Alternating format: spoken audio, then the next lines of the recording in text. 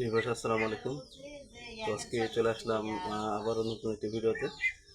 তো আজকের ভিডিওতে আমি আমার ঘরের একটি জোর কবুতর আপনাদেরকে শখ করাবো।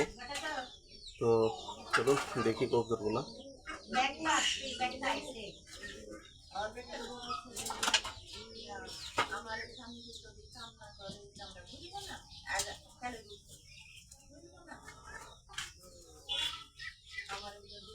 এই যে দেখুন,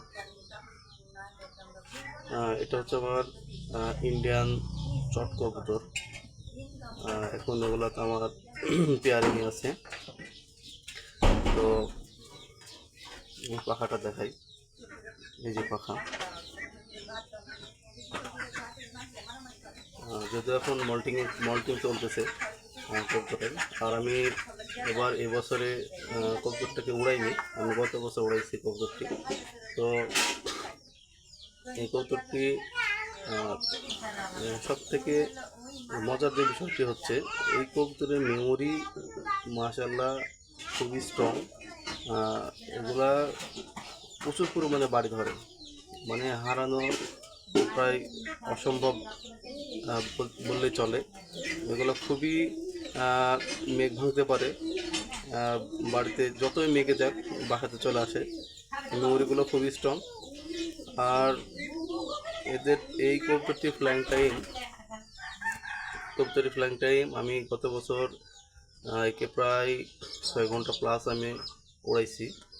এই যে দেখেন, তো এটা হচ্ছে ইন্ডিয়ান চট কবুতর।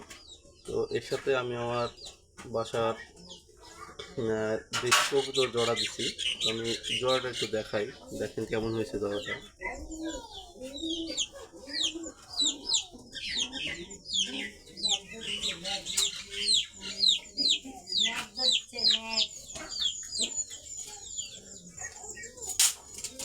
তো এই যে হচ্ছে জোড়া, এই যে দেখুন, মাদি ঘর মধ্যে একই, সেম টু সেম প্রায়।